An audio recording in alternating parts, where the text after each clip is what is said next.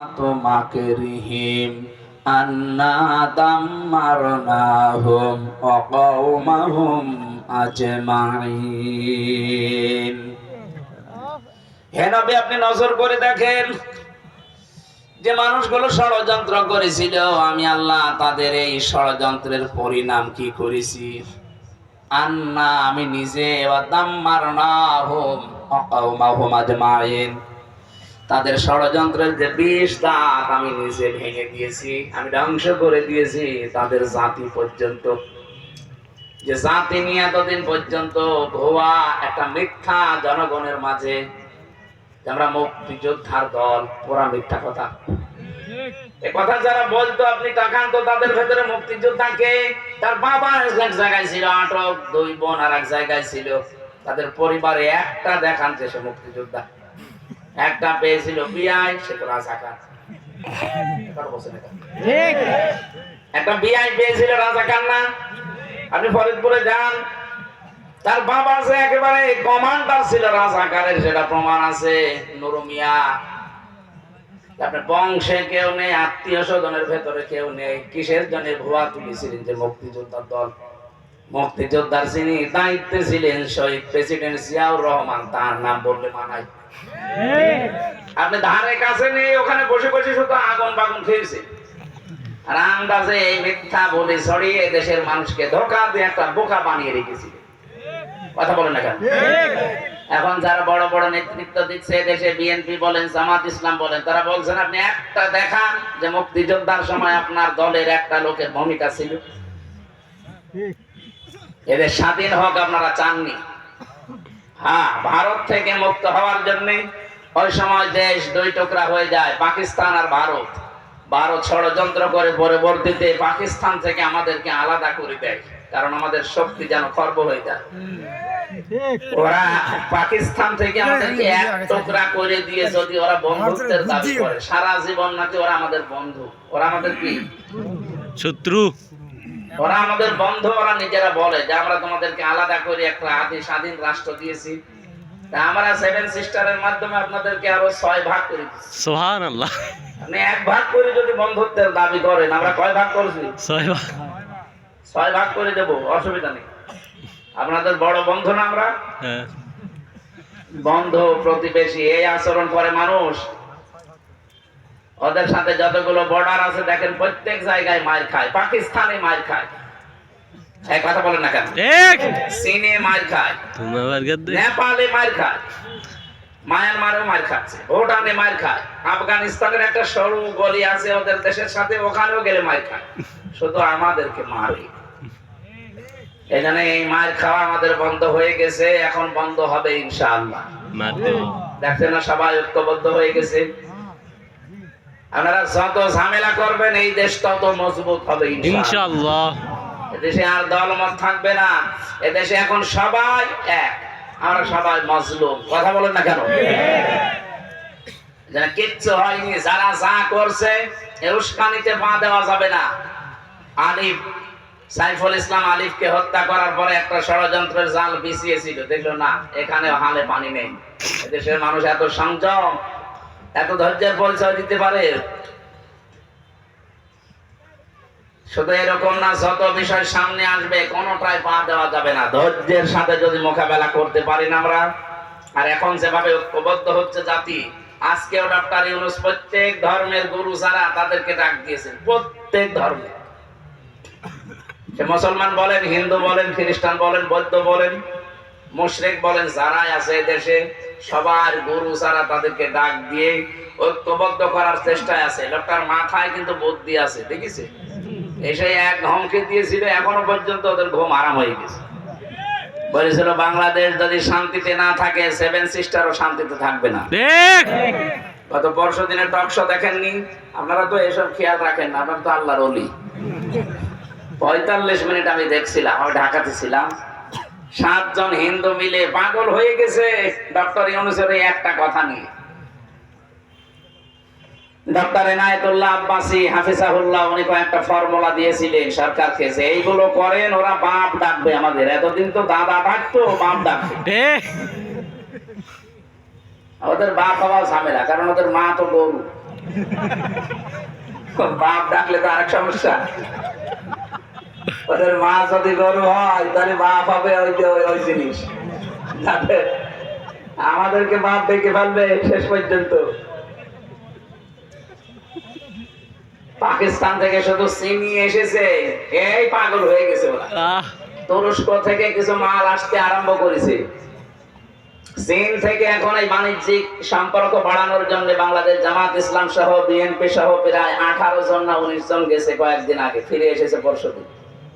যে চুক্তিগুলো করে এসেছে সব তো জানতে পারছে। শয়তানদের মাথা সে মানে কেউ হইল কি সংসার মধ্য এশিয়ার আশপাশে যতগুলো দেশ আছে সব দেশ যদি ভারত ছাড়া চলতে পারে বাংলাদেশও চলতে পারবে, ওদের কোনো দরকার নেই।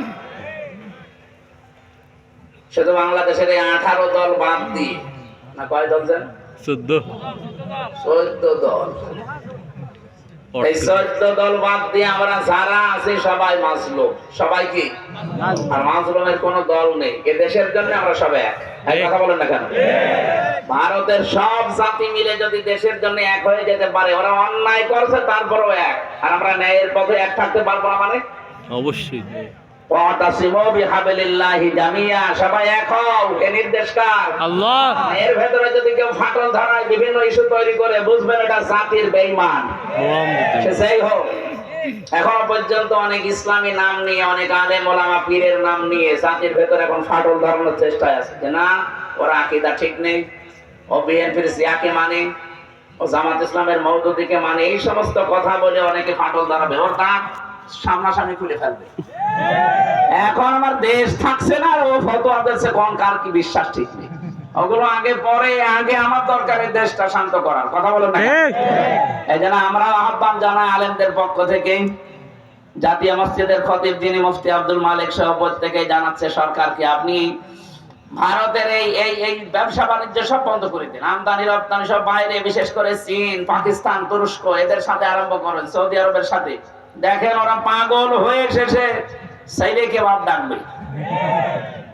কারণ পৃথিবীতে সবচাইতে বেশি ভয় পায় মরণে হিন্দুরা। মুশরিক যারা, তারা সবচাইতে বেশি ভয় পায়। ওয়ালা তাজিদান্না আহরাসান নাসি আলা হায়াতিউ ওয়া মিনাল্লাযিনা আশরাকু, কোরআনের আয়াত। সূরা বাকারার ভেতরে আল্লাহ জানিয়েছেন, হে নবী, ওরা জীবনের প্রতি এত মায়া ওদের, ওদেরকে যদি বলেন 1000 বছর বেঁচে থাকবা, ওরা খুশিতে গদগদ, বলতে আরো বাঁচতে চায়।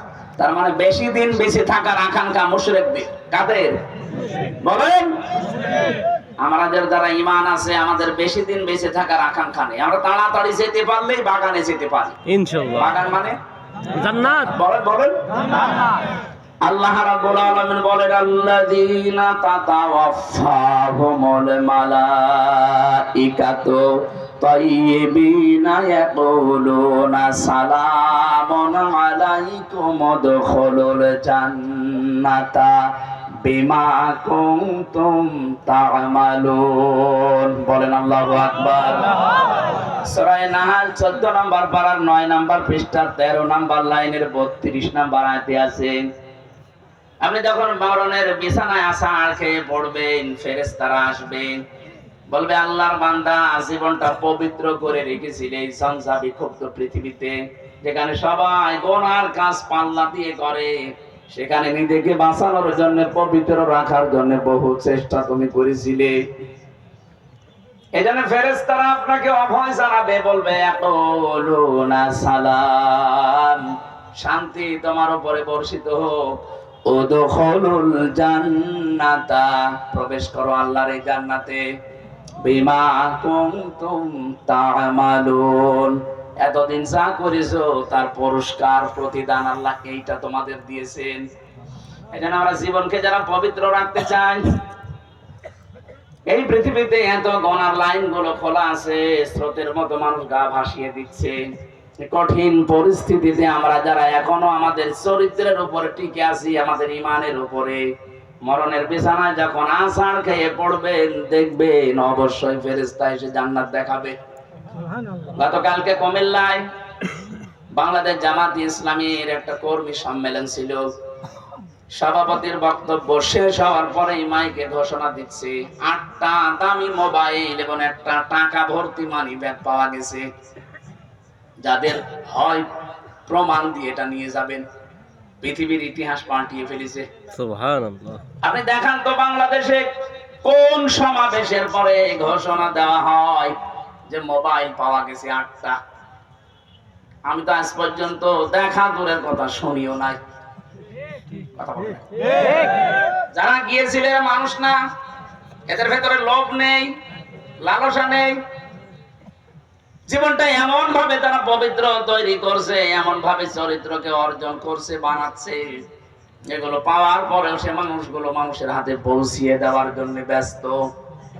যার হারানো জিনিস ফিরে পাওয়ার পরে যে মানুষগুলো ফেরত দিতে ব্যস্ত থাকে, এদের কাছে যদি আপনি এদেশের কোনো কিছুর দায়িত্ব দেন, 1 টাকাও এদিক ওদিকে হবে না। আমরা এরকম চরিত্রবান মানুষ চাই দেশে। কথা বলেন ঠিক কিনা? এগুলো যদি কেউ না করে তার পরিণাম কি হবে? ফাতিলকা বুয়ুতুহুম খাবিয়াতাম বিমা যালামু। এদিকে তাকান। যারা আরবি গ্রামার বোঝে, এখানে ফা দিলেন আল্লাহ বক্তব্য শুরু করার আগে। 19টা অর্থে আসে। আল্লাহ যেন এভাবে কুদরতি আঙ্গুল দিয়ে দেখাচ্ছে, ফাতিলকা বুয়ুতুহুম, বাইতুনের বহুবচন বুয়ুত। আল্লাহ বলেন, হে নবী, এই সেই ঘর, এই সেই ঘর, ভালোভাবে মিলান, এই সেই ঘর। খাবিয়াতাম বিমা যালামু, আল্লাহ উজাড় গৃহ বানিয়ে দিয়েছেন, পরিত্যক্ত করে দিয়েছেন, জনশূন্য করে দিয়েছেন তাদের জুলুমের কারণে। আয়াতটা নাযিল হয়েছে 1500 বছর আগে। আয়াতের উদ্দেশ্য হযরতে লূত নবী আলাইহিস সালামের জামানায় যারা সমকামী ছিল তাদের। এখন আমি আয়াতটা বাংলাদেশে 2024 সালের 5 আগস্টের সাথে মিলিয়ে দেখলাম, মিলে গেছে।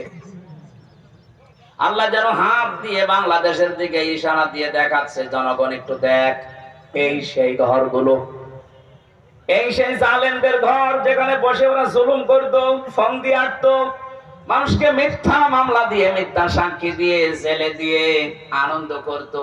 এই সেই ঘরগুলো একটু তাকিয়ে দেখ। খাবিয়াতান, আমি উজাড় গৃহ বানিয়ে দিয়েছি, জনশূন্য করে দিয়েছি, পরিত্যক্ত করে দিয়েছি এই ঘরগুলো। এর প্রমাণ আমার কুষ্টিয়ার হানিফের ইন্না লিল্লাহি ওয়া ইন্না ইলাইহি রাজিউন। আস্তাগফিরুল্লাহ।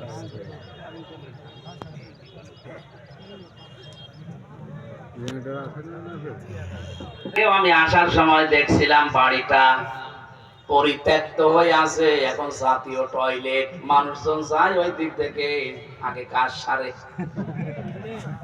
3 দিন আগের পেপার দেখলাম, এই যে ঢাকার যে বাড়িটা এত দামি বাড়ি, মানুষ যেখানে গেলেই চুমা খায়, এই বাড়িটাও দেখলাম 4-5 জন একসাথে যে টয়লেট করছে, কেউ এদিকে, কেউ এদিকে, কেউ এদিকে, যার যেদিকে জিন যায়।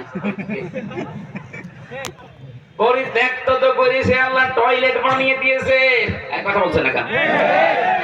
আবু সেহেলের বাড়ি যেমন আন্তর্জাতিক টয়লেট, এই দেশের 630টা থানা, যেখানে যেখানে জুলুম হয়েছে, যে জালেমদের বাড়িতে, অফিসে, প্রত্যেকটা বাড়ি আর অফিস আল্লাহ উজাড় গৃহ বানিয়ে দিয়েছে। কেন দিলেন? আল্লাহ পরের শব্দ জানিয়েছেন, বিমা যালামু, তাদের জুলুমের কারণে। এখন আমাদের কি এখান থেকে? এর পরের শব্দ আল্লাহ আমাদের জন্য জানিয়েছেন। যারা আলেম আছেন এবার দেখেন তো, ইন্না ফি যালিকা লাআয়াতান লিকাওমিন ইয়ালামুন। আয়াতের মাঝে লাম আছে, লামে তাকিদ।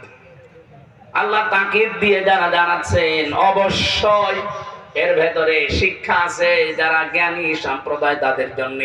কি শিক্ষা? 15.5 বছরে ওদের শিকড় কত নিচে নেমেছিল বলেন তো। একটা পিয়ন থেকে শুরু করে সংসদ পর্যন্ত এমন কোন জায়গা ছিল না যেখানে ওদের লোক সেট করা ছিল না। এক কথা বলা লাগে, প্রত্যেকটি জায়গায় এমন ভাবে তৈরি করে রেখেছিল 15.5 বছরে, একেবারে গভীর পর্যন্ত, পাতাল পর্যন্ত শিকড় গেড়ে ফেলেছিল। আল্লাহ বলেন, শিকড় আমি উপড়িয়ে ফেলেছি।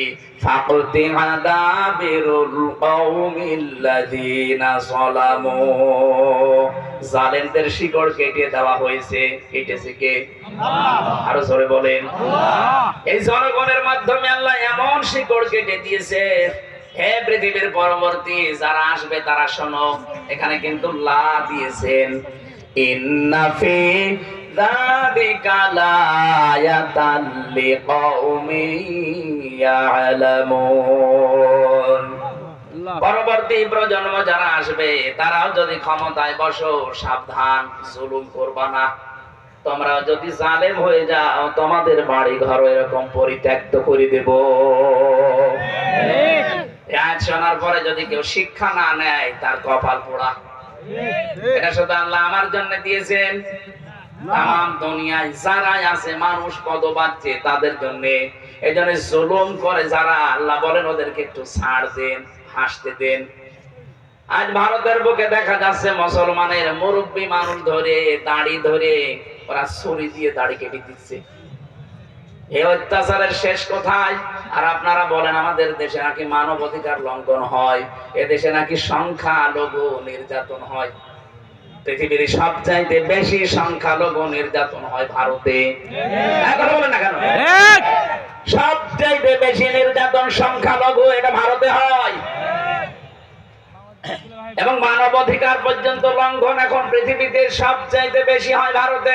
ওরা খ্রিস্টান 2 জন মহিলাকে পর্যন্ত উলঙ্গ করে রাস্তায় হাঁটিয়েছে। খ্রিস্টান এখনো পর্যন্ত যদি ঘুমিয়ে থাকেন, না জেগে ওঠেন, কবে জাগবেন? আপনার মেয়ে, আপনার বউ, আপনার মাকে তারা উলঙ্গ করে রাস্তায় এখনো ঘোরাচ্ছে। কি ইতিহাসকে ভুলে গেছি আমরা? কিছুদিন আগের কথা না?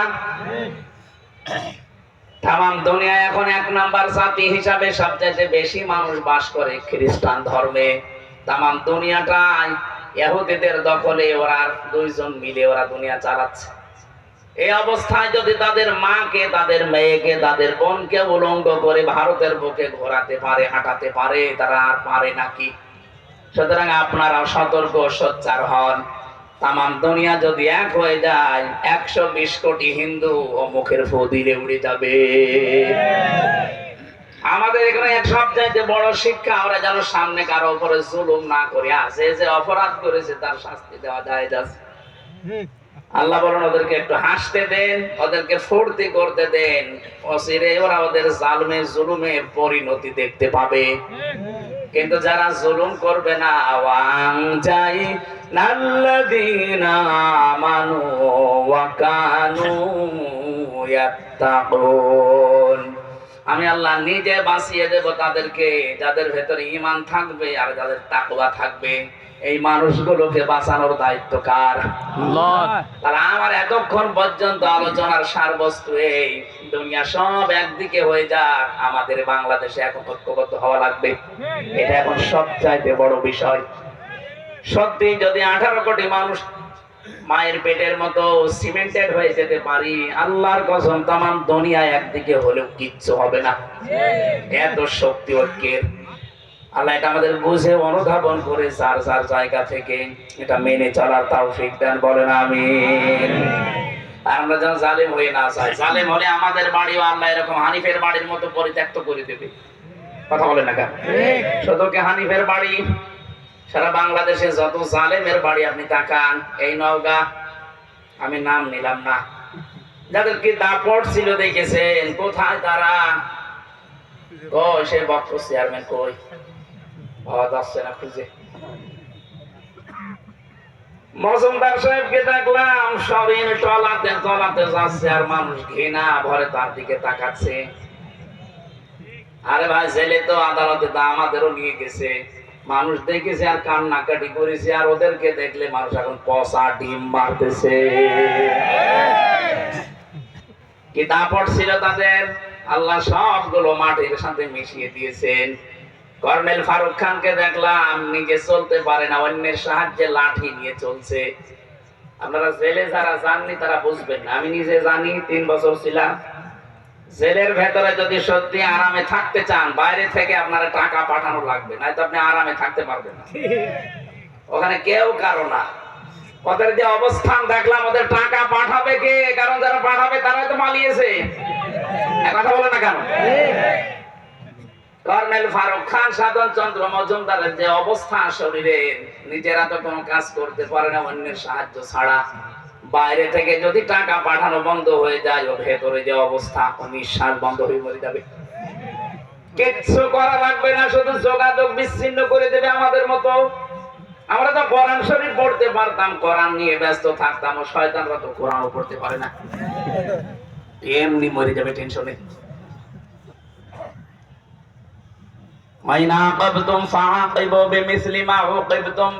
কিছু করি না, যতটুকু করেছো অতটুকু যদি করি বাঁচতে পারবা না, এমনি নিঃশ্বাস বন্ধ হয়ে মারা যাবা।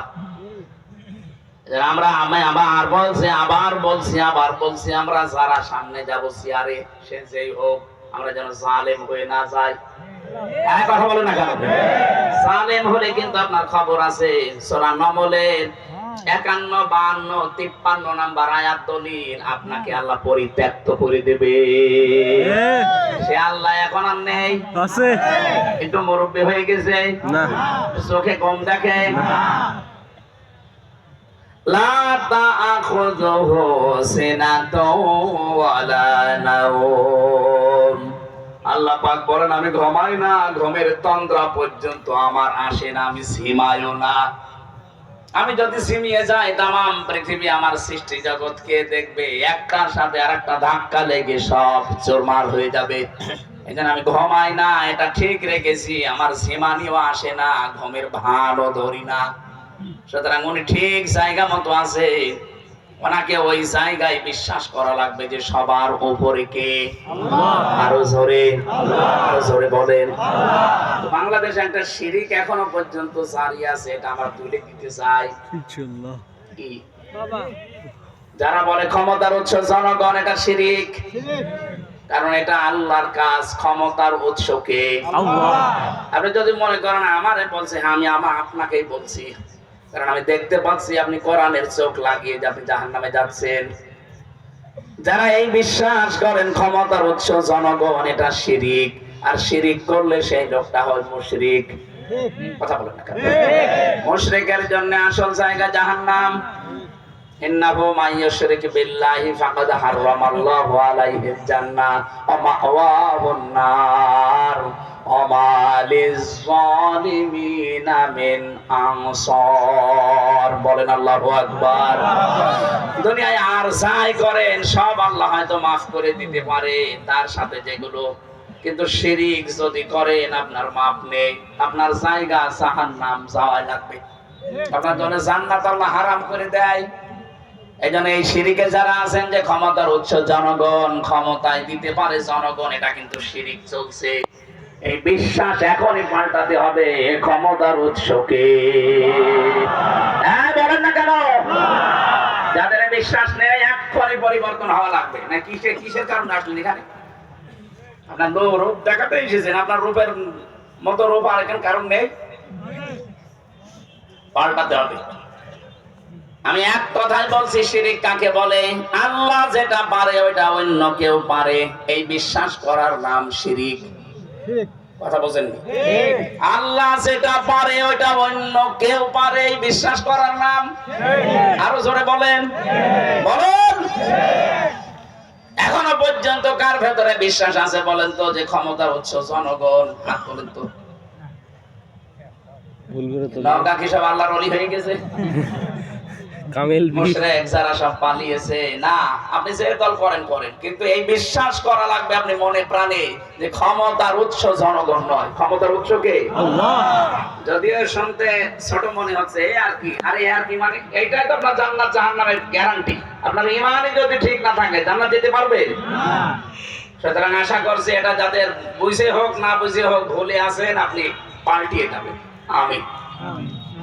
সূরা নাহাল 14 নম্বর পারা 19 নম্বর পৃষ্ঠার প্রথম নম্বর লাইনের 112 নম্বর আয়াত। একটা আয়াত পড়েছি, লক্ষ লক্ষ হাদিসের একটা হাদিসের 4 ভাগের 1 ভাগ পড়েছি। দেখেন তো এই আয়াতের এই হাদিসের ভেতরে কি আছে। আমার গলা বসে যাচ্ছে মানে, এই মাইক গলা কি আওয়াজ কমে গেল কেন? মাইক গলাও থাকে না, জবান ছেড়ে কোরআনের সোনালী আয়াত আগে একবার একটু পড়েন। আউযু বিল্লাহি মিনাশ শাইতানির রাজীম। বিসমিল্লাহির রহমানির রহিম। وضرب الله مثلا قرية كانت آمنة مطمئنة إلى آخر آية কোন সূরা বললাম তো নাহাল নাহাল বলেন নাহাল মানে মৌমাছি নাহাল মানে কি মৌমাছির নামে আল্লাহ সূরা নাযিল করেছেন 7টা কারণে। এক নাম্বার কারণ হচ্ছে এই পৃথিবীতে একবার মাত্র মৌমাছিকে আল্লাহ একটা আদেশ দিয়েছিলেন, ওয়া রাব্বুকা ইলান নাহালি আনিত্তাখিযি মিনাল জিবালি বুয়ুতাও ওয়া মিনাশ শাজারি ওয়া মিম্মা ইয়ারিশুন। রব্বুল আলামিন বলেন মৌমাছির মধ্যে আমি একবার ওহী করেছিলাম যে 3টা জায়গায় বাসা বাঁধবা। কয় জায়গায়? 3 জায়গায়। 1 নম্বরে পাহাড়ে, 2 নম্বরে মানুষের ঘরের কার্নিশে, ছাদে, সালে, 3 নম্বরে গাছের ডালে। হে নবী আপনি দেখতে পাবেন এই 3টা জায়গা ছাড়া আজ পর্যন্ত মৌমাছি কোন জায়গায় বাসা বাঁধে না। কিয়ামত পর্যন্ত আল্লাহর এই একটা আদেশ মেনে চলবে। সুবহানাল্লাহ বলতে পারেন? ছোট্ট একটা প্রাণী আদেশ পেয়েছে কয়বার? আরো জোরে বলেন। একবার মাত্র আদেশ পেয়ে কিয়ামত পর্যন্ত এর উপরেই তারা থাকবে। ওদের বাসা হয় দেখবেন পাহাড়ে। আমাদের দেশে তো পাওয়া যায় কম, এটা তামিলনাড়ুতে পাওয়া যায়, নেপালে বিশাল বিশাল পাহাড়। আমি তামিলনাড়ুতে গেছিলাম, বড় বড় পাহাড়ে ওখান থেকে মধু কেটে কেটে নিয়ে আসতেছে, কালো মধু। 2 নম্বরে আপনি গাছের ডালে দেখতে পাবেন, সুন্দরবনে যান, খুলনাতে দেখেন মধু কিভাবে হয় গাছের ডালে। 3 নম্বরে মানুষের ঘরের চালে, ছাদে, এই কার্নিশে, দেওয়ালে। একটা আদেশ পেয়ে যদি ওরা কিয়ামত পর্যন্ত এর উপরে অটুট থাকতে পারে, আমাদেরকে আল্লাহ একটা নয় কোরআনে 500 আদেশ দিয়েছেন। কয়টা? 500। বলেন বলেন। একটা আপনি মানেন না। মৌমাছির চাইতেও আপনি নিকৃষ্ট হয়ে গেছেন। ওদের একটা আদেশ দিয়ে যদি কিয়ামত পর্যন্ত বিপরীত না হয়, ব্যত্যয় না ঘটে, কি করেন আপনি? আপনার বিবেক কি মরে গেছে? 500টা আদেশ পেলেন, একটাও মানেন না। সম্মানিত মা বোন যারা এসেছেন, আপনাদেরকে আল্লাহ যে আদেশ দিয়েছেন সবচাইতে বড় আদেশ আপনার জীবনের জন্য পর্দা। অথচ অধিকাংশ পরিবারে যেটা নফল নেই, মোবা হয়ে গেছে। পর্দা আছে শুধু টিভির পর্দা আর জানালার পর্দা আর দরজার পর্দা। যেখানে পর্দা থাকার দরকার ওখানে পর্দা নেই। কথা বলেন না কেন? মেয়ে লোক কিভাবে আওয়াজ করবে, কতটুকু জোরে আওয়াজ করে কথা বলবে, এই আওয়াজ পর্যন্ত আল্লাহ কোড করে দিয়েছেন যে এই স্তরে তাদের আওয়াজ হবে এবং এইভাবে তারা কথা বলবে মানুষের সাথে। মেয়েরা যারা এসেছেন আপনাদেরকে আমি একটু শুধু ইঙ্গিত দেই, এটা দিয়ে সূরা আহজাব 22 নাম্বার পারা 1ম নাম্বার পৃষ্ঠা 3 নাম্বার লাইনের 32 নাম্বার আয়াত তাফসীরে খাজিনের ভেতরে আছে। ইয়া নিসান নাবী লাস্তুন্না কাআহাদিম মিনান নিসাই ইত্তাকাইতুন্না ফালা তাখদানা বিল কওলি ফায়াতমাল্লাযী ফি কলবিহি মারাদু ওয়া কুলনা কাওলাম মা'রুফা। আল্লাহ নবীর স্ত্রীদেরকে ডাক দিয়ে তামাম দুনিয়ার মেয়েদেরকে শিক্ষা দিচ্ছেন, হে নবীর স্ত্রীরা, এই ভালো করে শোনেন, হে নবীর স্ত্রীরা, যদি পর্দার আড়াল থেকে, হেজাবের উপর থেকে কারো সাথে কথা বলতে চান, কথা বলবেন সঠিক কথা, মিথ্যা কথা বলবেন না, কিন্তু ভাষা হবে রুক্ষ সূক্ষ্ম। এখানে কি পেলেন? নবীর স্ত্রীদেরকে আমরা উম্মতেরা মা বলে ডাকি। মায়ের সাথে সন্তান যত খারাপ হোক, খারাপ আচরণ বলতে জেনা এই পর্যায়ে যেতে পারে। যত খারাপ সন্তান হোক অন্তত মায়ের সাথে কল্পনাও করে না। অথচ আল্লাহ সেই মায়ের উদাহরণ দিয়ে বলছেন, মেয়েরা যদি বাইরে থেকে কারো সাথে কথা বলতে চাও, কথা বলবা ঠিক কথা, মিথ্যা কথা বলা যাবে না, সে মোবাইলে হোক, ফোনে হোক, ফ্যাক্সে হোক। কিন্তু ভাষা করবা রুক্ষ সূক্ষ্ম, রাগা রাগা, এমন ভাষায় কথা বলবা ওই পার থেকে যে কল দিয়েছে ও যেন ভাবে আল্লাহ এ মানুষ না আজরাইল। কথা বলে না? 14 জন পুরুষের সাথে আপনি কথা বলতে পারেন মন খুলে? 14 জন। কয়জন? 14 জন। বলেন না কেন? একজন আপনার বাবা, এটা ওই পাকানো বাবা না, আপন বাবা। 2 নাম্বার আপনার ভাই, এটা আপন ভাই। 3 নাম্বার আপনার ছেলে, এটা আপন ছেলে। অনেকে পাকানো ছেলের সাথে গল্প করে না, আপন ছেলে হওয়া লাগবে। আপন ভাইয়ের ছেলে, আপন বোনের ছেলে। এরকম 14 জন পুরুষের নাম আছে সূরা নিসায়। এই 14 জন পুরুষ বাদ দিয়ে পৃথিবীর কোন পুরুষের সাথে যদি কেউ মোবাইলে কথা বলতে চায়, সে যদি কাবা শরীফের ইমামও হয়, কথা বলবেন মিথ্যা কথা না, সত্য কথা, কিন্তু ভাষা হবে রাগ রাগ। যদি কল দিয়ে বলে কে আপনি, কে কারে চান, আপনার স্বামী কোথায়, গোসলে গেছে, বাইরে গেছে, কি চান, পরে কল দেবেন, এই বলে কেটে দেবেন। আর যদি শাবনুরের কণ্ঠে বিআই সাহেব বলে গল্প আরম্ভ করেন, 1 দিন 2 দিন 5 দিন 1 মাস পরে দেখবেন আপনাকে নিয়ে আল্লাহ রাস্তা চলে গেছে। সুবহানাল্লাহ। কথা বলছেন? এগুলো দেশে হচ্ছে না, বলেন? মেয়েরা যারা এসেছেন এখানে সাবধান, আল্লাহর এই আদেশটা আপনি আশা করছি মেনে চলবেন। আর আমরা যারা পুরুষ মানুষ আছি, 2টা ঔষধ বলছি আমাদের জন্য। অনেকে এখানে আছে নিজের বউ ভালো লাগে না, অন্যের বউ দেখলে কেমন যেন মন চলে যায়। জোরে বলেন সুবহানাল্লাহ, নাউযুবিল্লাহ, নাউযুবিল্লাহ। বহু আল্লাহর ওলি এখানে আছে, চেয়ারম্যান বিচার করতে করতে শেষ। এক কথা বলছেন এখন, ঠিক। পরকীয়ার প্রেম বিচার করে না? এর বউর সাথে ওর বউর সাথে মনে হচ্ছে খালা তো ভাইয়ের সাথে বেড়াতে যাচ্ছে না। এখানে 2টা ঔষধ আল্লাহর নবী আমাদেরকে দিয়েছেন আল্লাহর কোরআনে কারিমে সূরা নূর 30 নাম্বার আয়াত। আমরা যারা আছি নিজের স্ত্রীকে আর ভালো লাগে না, বলে এক জিনিস আর কতদিন, ওই মহিলা যদি বলে এক জিনিস আর কতদিন, এই কথা বলছেন না? আর এই রোগের জন্য শয়তান দায়ী, ও আমাদেরকে ওয়াসওয়াসা দেয়। এটার জন্য বাঁচতে হলে কয়েকটা বিষয়, বিশেষ করে 2টা ঔষধ এখন থেকে খাওয়া লাগবে, একটা হোমিওপ্যাথি, একটা অ্যালোপ্যাথি। কোরআনে কারিমে সূরা নূর কত নাম্বার আয়াত বললাম? 30 নম্বর আয়াত। 30। বলেন বলেন। 30। যেহেতু দলিলগুলো লম্বা করা যাচ্ছে না, আপনি বাড়িতে মিলিয়ে নেবেন। রব্বুল আলামিন বলেন ওয়াকুল লিল মুমিনিনা ইয়াগুযু মিন আবসারিহিম ওয়া ইয়াহফাযু ফুরুজাহুম যালিকা আযকা লাহুম ইন্নাল্লাহা খাবীরুম বিমা ইয়াসনাউন।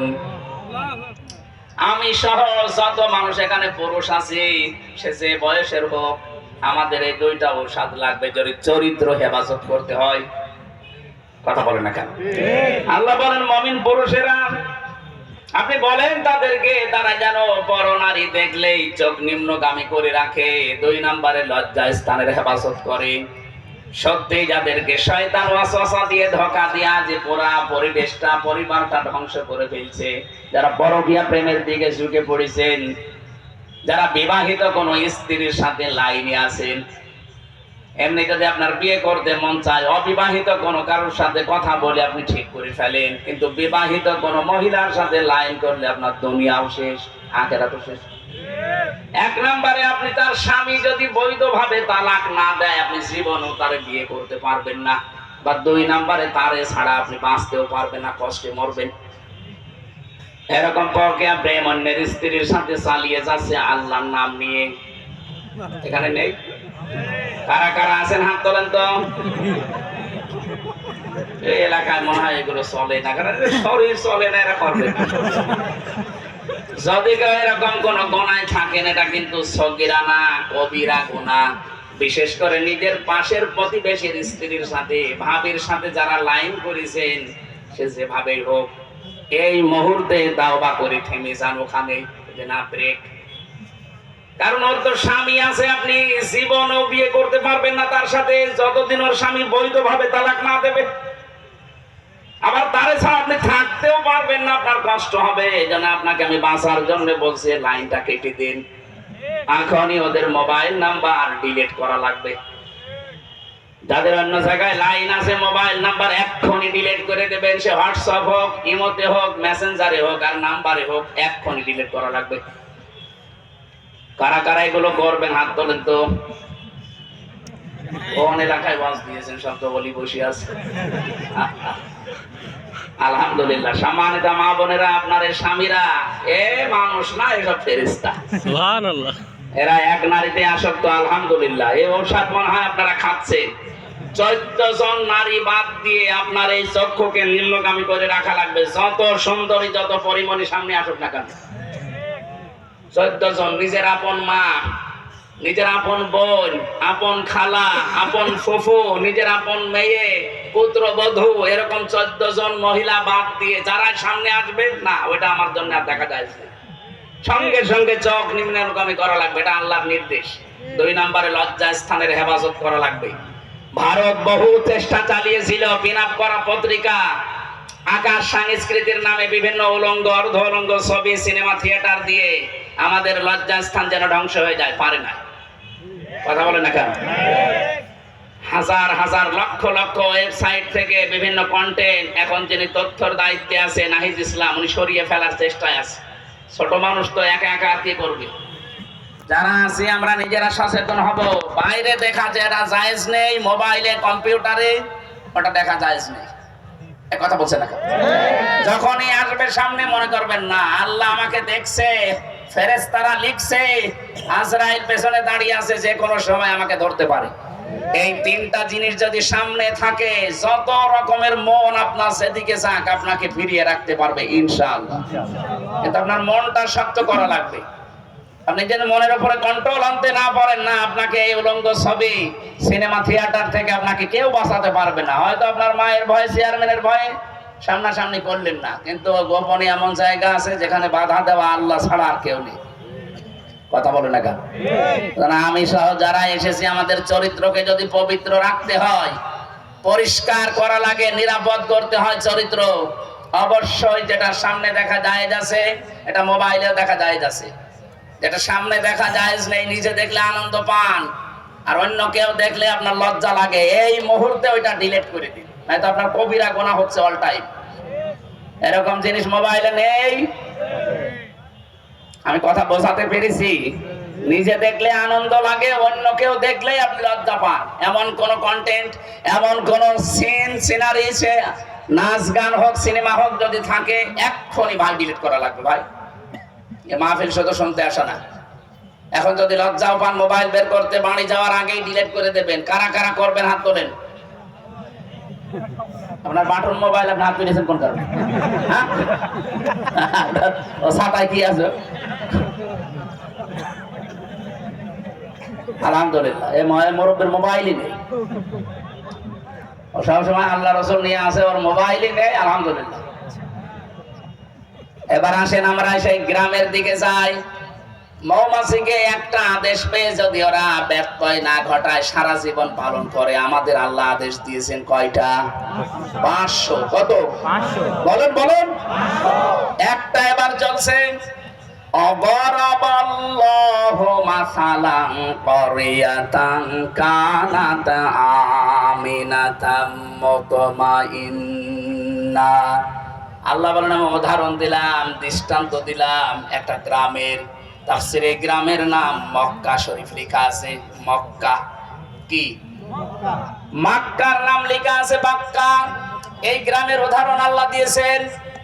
আজকের সাবজেক্ট হচ্ছে পৃথিবীতে যে ধরনের গুনাহ করবে, ওই গুনাহটা আল্লাহ তুলে নেবে, নিয়ে ওই ধরনের আযাব আল্লাহ তার উপরে পাঠাবে।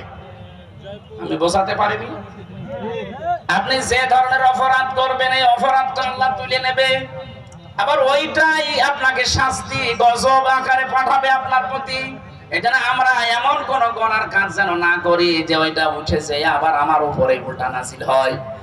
যেদিন মেরাজে যাচ্ছিলেন নবী, যেটা ইবনে কাসিরে আছে, বিশ্ব নবী বলেন জিবরাইলের সাথে যখন যাচ্ছিলাম, হঠাৎ দেখি আকাশ থেকে পিপিলিকার মতো কি নামতেছে, কালো কালো, জমিন থেকে কি যেন উঠতেছে। ডাক দিয়ে বললাম, ইয়া আখি জিবরাইল, এ ভাই জিবরাইল, এগুলো কি ওঠে আর কি নামে? ফেরেশতা বলে, হে রাসূল, এগুলো আপনার উম্মতের গুনাহ পাপ, এগুলো উঠতেছে। দুনিয়ায় যে যে ধরনের পাপ করে এগুলো উঠতেছে, আর ওই যে নামে যেগুলো ওগুলো আল্লাহর গজব হয়ে নামতেছে। এদের প্রমাণ দিয়েছেন আল্লাহ সূরা রুমের 41 নম্বর আয়াতে, যাহারাল ফাসাদু ফিল বাররি ওয়াল বাহর বিমা কাসাবাত আইদিন নাস লিইয়ুযীকাহুম বা'দাল্লাযী আমিলু লা'আল্লাহুম ইয়ারজিউন। রাব্বুল আলামিন বলেন, জলে স্থলে যে বিপদ আপদ মুসিবত গুলো আসে একটাও আমি পাঠাতে চাই না, সব তোমাদের হাতের কামাই করা। আমি আল্লাহ এগুলো পাঠাই কেন জানো? জানো তোমরা একটু ফিরে আসো, তোমাদের একটু সাত চাকায় আমি, তোমরা ফিরে আসা দূরের কথা, তোমাদের বৃদ্ধি আরো বাড়তে থাকে। আমা সাবাকুম মিন মুসিবাতিন ফাবিমা কাসাবাত আইদিকুম ওয়া ইয়াফু আন কাসীর। সূরা শুরার 30 নম্বর আয়াতে আল্লাহ জানিয়েছেন, যত অপরাধ করো সবগুলোর শাস্তি যদি আমি আল্লাহ দুনিয়ায় পাঠাতাম, শ্বাস ফেলার সময় পেতে না, অধিকাংশ তো মাফ করে দেই। অল্প কিছু কিছু আযাব গজব তোমাদের কাছে আসে, এগুলো তোমাদের হাতের কামাই করা পাপের ফসল। আল্লাহ এই গ্রামের উদাহরণটা দিয়েছেন এই কারণে, এমন একটা নিরাপদ শহর ছিল, সেখানে মানুষ নিশ্চিন্তে এবং নিরাপদে বাস করত। আপনি দেখেন এই দেশের সাথে না মানুষ ওঠাউঠি করেন, কি সমস্যা কি?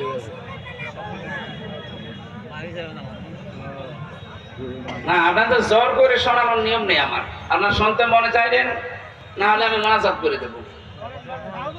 হ্যাঁ বলবো, মানে নিয়ে আর কি মারে ওটি চলে গেছে কোন কারণে? প্রসাব পায়খানার বিড়ি খাওয়া ছাড়া কেউ যেতে পারবে না। বিড়ি খেলে খা, ও খুব বড় কিছু না, আপনি খেয়ে আবার চলে যান, কিন্তু অন্য কোনো বিড়ি খাওয়া যাবে না। আমি যেহেতু আকিস গ্রুপে চাকরি করি, আকিস বিড়ি খাবে, ঠিক আছে? আকিস বিড়ি খেয়ে আবার চলে আসবে। যান, ওই যে একটা যাচ্ছে, তাড়াতাড়ি আসবা, দেখেন তোর কাছে বিড়ি আছে কিনা।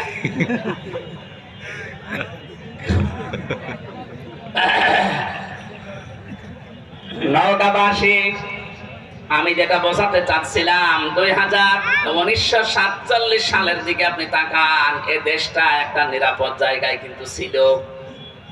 আল্লাহ পাক বলেন, কানাত আমিনাতাম মুতমাইন্নাতান, দুইটা জিনিস সেই জায়গায় সেই দেশে ছিল। এক নম্বরে আমিনাতান নিরাপদ, 2 নম্বরে মুতমাইন্নাতান নিশ্চিন্ত। ওখানে বাস করে মানুষ নিরাপদে এবং নিশ্চিন্তে। হঠাৎ বিশ্বের একটা ষড়যন্ত্র ধাক্কা লেগে 47 সালে আমাদের সাথে ভাগ হয়ে গেল। আমার দাদারা, কথা বলেন না কেন? এরপর থেকে এই যে আরম্ভ হয়েছে, পাকিস্তান ওরা এক বেশি করে খুব চালিয়েছিল, ওদের ভেতরেও শয়তান ভর করে শেষ পর্যন্ত জুলুম নির্যাতন ওরা বাড়িয়ে দিয়েছে। আল্লাহ রাব্বুল আলামিন 71 সালে আমাদের দেশটাকে অনেকগুলো জীবনের ইজ্জতের মাধ্যমে দেশটা আমাদের দিলেন। রাব্বুল আলামিন বলেন, ইয়াতি হারিজকুহা রাগাদাম মিন কুল্লি মাকান, তাদের কাছে রিজিক আসতো, জীবন উপকরণ আসতো বিভিন্ন সাইড দিয়ে। এখানে আমি সাইডের কথা তাফসিরে পেয়েছি, ইয়েমেন, সিরিয়া, আশপাশে যে দেশগুলো আছে ওখান থেকে আল্লাহ ব্যবসায়িক মাধ্যমে বিভিন্ন কায়দায় তাদের কাছে মাল, জীবন উপকরণ বলতে যা লাগে সব পাঠাতেন রিজিক হিসাবে। আমাদের কাছেও বেশ আসছিল সারা বিশ্বের 257টা রাষ্ট্র এখন পৃথিবীতে। 47-এর আগের ইতিহাস একটু পড়ে এনে দেশটা কিন্তু ভালো চলছিল। ফাঁকা ফারাত বিয়ান ওমিল্লাহ, আল্লাহ বলেন ওরা যখন আমার নিয়ামতের সাথে কুফরি করলো।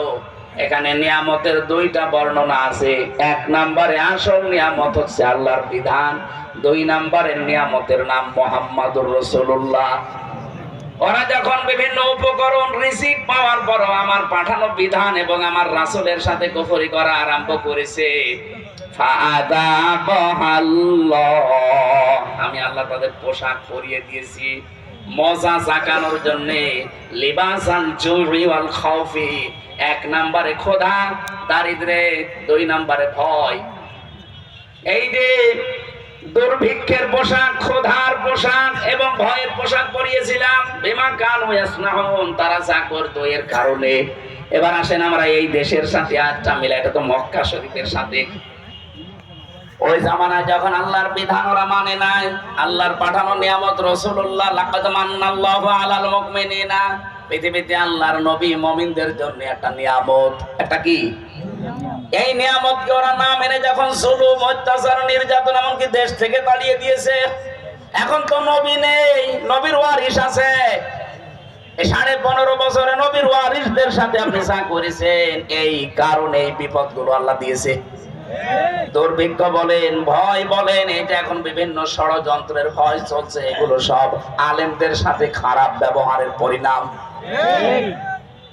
ওই জামানায় তারা নবীর সাথে করেছিল, এই জামানায় নবীর ওয়ারিসদের সাথে করছে। কি করেছেন বলেন তো 15.5 বছরে? বিশেষ করে অন্য জাতি বাদ দিলাম, আলেমদের সাথে। আমি ছোট হয়ে কাটো হয়ে যাই হয়ে আমার নামের আগে একটা আলেম লেখা আছে। কোন কারণে এরকম আচরণ করলেন আপনারা? আপনি 11 ঘন্টা আমার টাঙিয়ে রাখলেন, 11 ঘন্টা মাথায় দড়ি দিয়ে আপনি টাঙিয়ে রাখলেন। আমার শরীর চলে না, পায়ে ডান্ডা বেড়ি দিয়ে, পেছনে হাত হ্যান্ডকাপ দিয়ে বেঁধে, অথচ কিছুই করে নাই। নিজেরাই বলছিল যে আপনার কোনো দোষ নেই, আমরা জানি। এগুলো করেন কেন? করলেন, এরপরে জেলে দিয়ে দিলেন। যদি জেলখানায় যারা যায় ওরকম থাকতাম, আমার কিছুই হইতো না। কিন্তু জেলের কন্ডেম সেলের ভেতরে, ফাঁসির কন্ডেম সেলে 24 ঘন্টা তালা লাগিয়ে আবার সিসি ক্যামেরা দিয়ে রাখতেন। মাওলানা মামুনুল হকের পাশে ছিলাম, এই কারণে আমার উপরে রাগটা আরো বেশি। আল্লাহ মনে হয় কপালে রেখেছিল এটা। এত জায়গা ছিল, কত জায়গায় ঘুরতে পারতাম, কিন্তু ওনার কাছে যে পড়েছি, ওনার উপরে যা আমার উপরও তাই। হাসিনার যেহেতু রাগ ছিল ওনার উপরে, পাশাপাশি থেকেছি, নামে নামে জমি টানে, পাশে থেকে আমার ঝামেলা বেশি হয়েছে। কিন্তু লোকটা ভালো মানুষ, বাবা ভালো, লোকটা ভালো। আমি 3 বছর তার কাছে ছিলাম, এক ঘরে। সত্যি কথা বলছে যে কোরআন শরীফ সামনে নিয়ে, লোকটা ভালো মানুষ। আমি সাক্ষী দিচ্ছি যে মামলাগুলো তার নামে মিথ্যা দিয়েছেন, তার স্ত্রীর নাম নিয়ে, সবগুলো বানোয়াট। এগুলো প্রতিহিংসার কারণে যারা দিয়েছিলেন, আল্লাহ এখন তাদের নামে এরকম ধর্ষণ মামলা দিচ্ছে। দেখেন তার বিরুদ্ধে যারা ছিল, আল্লামা সাইদির বিরুদ্ধে যারা ছিল, সবার চরিত্র এখন জাতির কাছে প্রকাশ হয়ে যাচ্ছে। যাদের চরিত্র যাই থাকে, এদের চরিত্র কি বউ, এ তো শয়তানও এত নিচে নামে না, অন্যের বউ নিয়ে আল্লাহু আকবার বলে চালাচ্ছে। এই যে দরবেশ, দরবেশের যে দ্বিতীয় বউটা, এটা কার বউ? এক ব্যবসায়ীর বউ। একটা স্বামী যদি ভালোভাবে কোন স্ত্রীকে তালাক না দেয়, কেউ যদি জোর করে কারো বউ নিয়ে সংসার করে, যতদিন সংসার করবে জেনা করবে। হ্যাঁ, কথা বলেন না কেন? একটা হাদিস শোনেন, এটা হযরতে আনাস থেকে বর্ণিত। বিশ্ব নবী জানিয়েছেন 3টি বস্তু মুমিনের চারিত্রিক গুণাবলীর অন্তর্ভুক্ত। যারা আমরা ঈমানদার দাবি করি, এই চরিত্র আমাদের মাস্ট বি লাগবেই। 1 নম্বরে, সে যদি রাগান্বিত হয়, ক্রোধান্বিত হয়, তাহলে ক্রোধের সময়, রাগের সময় কোনো অবৈধ অন্যায় কাজের সিদ্ধান্ত সে নিতে পারে না। অথচ দেখেন এই 15.5 বছরে একটা মহিলা যত সিদ্ধান্ত নিয়েছে সব রাগ করে নিয়েছে। আলেমদের প্রতি বলেন, জালেমদের প্রতি বলেন, যাই করেছে সব একক সিদ্ধান্তে রাগ করে করেছে। এটা মুমিনের চরিত্র না। এই চরিত্র যদি কেউ অর্জন করে, যে রাগের সময় যা হয়, রাগের সময় সিদ্ধান্ত নেয়। এখানে যারা স্বামী আছেন, আমি সহ, রাগ হলে স্ত্রীর সাথে কোনো ঝামেলায় জড়াবেন না। কথা কাটাকাটি করা, মোবাইলে গালি দেওয়া, সব বন্ধ। দরকার হয় মোবাইলে সিম বন্ধ করে রাখবেন। 24 ঘন্টা এভাবে পার করেন, শয়তান আপনার থেকে ধোঁকা সরিয়ে নেবে। কিন্তু রাগের সময় শয়তান কিন্তু ধোঁকা দিয়ে বোকা বানিয়ে ফেলে। কথা বলেন না কেন? উনি এসে এক সিদ্ধান্ত এককভাবে নিয়েছেন এই 15.5 বছর, আর আলেমদের প্রতি যে সিদ্ধান্ত নিয়েছেন সবগুলো রাগ করে। 2 নম্বরে, যখন সে খুশি হয়, তখন সে খুশি হয়ে তাকে হকের সীমা লঙ্ঘন সে করতে পারে না। আজ আমরা যারা বিজয় পেয়ে আনন্দে আছি, খুশি আছি, আমরা যেন হকের যে সীমানা এটা পাল্টিয়ে না ফেলি। আগস্টের 5 তারিখের পর থেকে অনেকে খুশির ঠেলায় আনন্দে চাঁদাবাজি আরম্ভ করেছে। কথা বোঝে নাকি? আন্দাজে ঠিক বলে। খুশি হয়েছেন, কিন্তু হকের সীমা লঙ্ঘন করা যাবে না। হ্যাঁ, আপনি অত্যাচারিত হয়েছিলেন ঠিক আছে, কিন্তু ওটা তো আপনি আল্লাহর উপরে ছেড়ে দিয়েছেন। 3 নম্বরে, অপরের জিনিস যার উপর আপনার কোনো অধিকার নেই, ক্ষমতা থাকা সত্ত্বেও সেখানে হস্তক্ষেপ করা যাবে না। বাইহাকি শরীফের হাদিস। অন্যের বউ, এটা কি আপনার অধিকার আছে? কথা বলে না কেন? অথচ দরবেশ অন্যের একজন বউ ওকে টক শোতে ডাক দিয়েছিল। ওর নিজের কোনো অধিকার নেই, কিন্তু ক্ষমতা খাটিয়ে তার বউকে জোর করে নিয়ে আল্লাহর রাস্তায় সংসার করছে। এরকম বহু মানুষের চরিত্র এখন ধরা পড়ছে। কথা বলেন না কেন? এই যে মুমিনের ভেতরে 3টা গুণ থাকতে পারে না। আল্লাহ আমাদেরকে যেন এই হাদিসটা মেনে চলার তৌফিক দেন, বলেন আমিন। রাগের সময় সিদ্ধান্ত নেবেন না, কোন বিষয় পেয়ে খুশি হলে সীমা লঙ্ঘন করবেন না। 3 নম্বরে, যার উপর আপনার অধিকার নেই এটা জোর করে ক্ষমতা খাটিয়ে অধিকার আদায় করবেন না। আল্লাহ রাব্বুল আলামিন বলেন, আমার নবীর উপরে, আমার বিধানের উপরে ওই মানুষগুলো হস্তক্ষেপ করেছিল, কুফরি করেছিল। ফাকা ফারাত বিআনউমিল্লাহ। এই জন্য এমন পোশাক তাদেরকে পরিয়ে দিয়েছি, মসা সাকাতে লিবাসাল জুই ওয়াল খাউফি। 1 নম্বরে ক্ষুধার পোশাক, 2 নম্বরে ভয়ের পোশাক। তাফসিরে ইবনে কাসিরের ভেতরে 2টা শব্দের খুব ব্যাখ্যা, প্রায় 27টা ব্যাখ্যা দেওয়া আছে। আমাদের যতটুকু সময় নিয়েছিলাম আমার মনে হয় সময় কভার করবে না। রাতের বেলা কোথায় আছে? নওগাঁ আছে রাতের বেলা। এখান থেকে কয় কিলো হবে? এই আয়াতের পরবর্তী যে শব্দগুলো লিবাস আল জুর ওয়াল খাউফ, এই 2টা শব্দের ব্যাখ্যা করব। যদি ওখানে আমি রাত কয়টায় চলবে? 8টায়। আমি 8টায় উঠবো নওগাঁয়। সময় যদি পান ওখানে যান। আজকের মতো আর বলছি না। আমিন, আল্লাহুম্মা আমিন। লা ইলাহা ইল্লা আনতা সুবহানাকা ইন্নী কুনতু মিনাজ জালিমিন। ও মাবুদ, যেভাবে আরম্ভ করেছিলাম, আমরা যদি এখনো 2-3 ঘন্টা বলতাম কেউ চলে যেত না। কোরআনে কারীম শোনার জন্য মানুষগুলো এত পাগল। মাগরিবের আযান দেবে, এখন এর জন্য শেষ করে দিলাম। আল্লাহ তাআলা আমার কণ্ঠটাকে তুমি ভিক্ষা দাও, আমার শরীরকে সুস্থ রাখো, যে কথাগুলো বলেছি আমল করার তৌফিক দাও। সওয়াবগুলো তুমি নবীর রওজায় পৌঁছিয়ে দাও। ঈমান নিয়ে যারা ঘুমিয়ে আছে এদেরকে ক্ষমা করে দাও। মা বাপ যারা হারিয়ে ফেলেছি, আল্লাহ মা বাপকে মাফ করে দাও। সম্মানিত বোনদেরকে খাদিজার মতো, আয়েশার মতো বানিয়ে দাও। তাদের স্বামী সোহাগিনী বানিয়ে দাও। যাদের পরিবারে অশান্তি আছে, আল্লাহ তুমি কোরআনের ইজ্জতের শান্তি দান করো। সব সময় এই দোয়াটা মনে মনে রাখবেন, রব্বানা হাবলানা মিন আজওয়াজিনা ওয়া যুররিয়াতিনা কুররাতা আ'য়ুনি ওয়াজআলনা লিল মুত্তাকিনা ইমামা। সূরা ফুরকানের 74 নম্বরে আয়াতটা আল্লাহ আমরা যেন সব সময় পড়ে আমাদের স্ত্রী সন্তানগুলো আমাদের চোখের শীতলতাকারী হয়ে যায়, সেই সুযোগ করে দাও। মাহফিলের প্রধান অতিথি আমাদের অভিভাবক, আমাদের চেয়ারম্যান এনামুল হককে কবুল করো। আজকের বিশেষ মেহমান মাওলানা হাফেজ মাওলানা মুয়াজ্জিম হোসেন অসুস্থ আছে শারীরিক ভাবে। আল্লাহ তুমি তাকে শেফায়ে কামিলা আজেলা নসিব করে দাও। তোমার এই গোলামটাকে দ্বীনের কারণে আরো হায়াতটা বাড়িয়ে দাও। যে রোগ দিয়েছো, জাতির পিতা ইব্রাহিম নবী বলেছিলেন, ওয়াইদা মারিদতু ফাহুয়া ইয়াশফিন, আমি অসুস্থ হলে তুমি তো শেফা দাও। আল্লাহ তুমি তাকে নিজের পক্ষ থেকে সুস্থ করে দাও। আমি 3টা বছর জেলখানায় থাকার কারণে আমি অসুস্থ হয়ে গেছি শারীরিক ভাবে। আল্লাহ তুমি আমাকে শেফায়ে কামিলা আজেলা নসিব করে দাও। এই মাহফিলের জন্য যারাই কষ্ট করেছে, যেইভাবে কষ্ট করেছে, আল্লাহ তাকে তুমি ওইভাবে পুরস্কার দাও। চর্ম চোখে বড় দেখতে আশা জাগে যে তোমার কালাম দিয়ে দেশটা চলছে। দলমত নির্বিশেষে ঐক্যবদ্ধ হয়ে তোমার কালামকে প্রতিষ্ঠা করার তৌফিক দাও।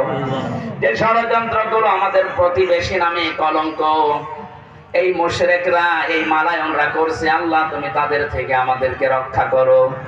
এদেশে আমাদের কোনো সংখ্যালঘু নেই, সংখ্যাগুরু নেই, মেজরিটি মাইনরিটি নেই। এদেশে আমরা সবাই এক, হিন্দু বৌদ্ধ খ্রিস্টান মুসলমান, সবাইকে ঐক্যবদ্ধ হয়ে দেশের হয়ে কাজ করার সুযোগ করে দাও। যে জালেমরা চলে গেছে, পালিয়ে গেছে, আল্লাহ কিয়ামতের আগে যেন আর ঘুরে না আসে। এসিয়ারে তুমি এমন মানুষকে বসাও, এমন মানুষকে তুমি বসার যোগ্যতা দান করো যে মানুষগুলো জনগণের জন্য, মানবতার জন্য, তোমার ইসলামের জন্য কাজ করবে। আল্লাহ ম্যাডাম খালেদা জিয়ার জন্য দোয়া চেয়েছে, আমি দোয়া করছি। তোমার ওই বান্দি স্বামী হারিয়েছে, সন্তান হারিয়েছে, আল্লাহ বিধবা মেয়েটাকে তুমি সুস্থ করে দাও। বারাকাল্লাহু লানা ওয়া লাকুম ফিল কোরআনিল আযীম। মরণ আসলে আমাদের জবানে তুমি জারি করে দিও লা ইলাহা ইল্লাল্লাহু মুহাম্মাদুর রাসূলুল্লাহ। ওই যে সাদা গাড়ি আছে, আমার জেলে লেখা বই আছে একটা, সৃষ্টি জগৎ নিয়ে, ওইটা যাওয়ার সময় নিয়ে যাও। ওই যে গাড়ি দেখা যাচ্ছে সাদা গাড়ি, ওই যে সামনে, ওই গাড়ি থেকে নিয়ে যান, কয়েকটা পিস আছে, নিয়ে যান।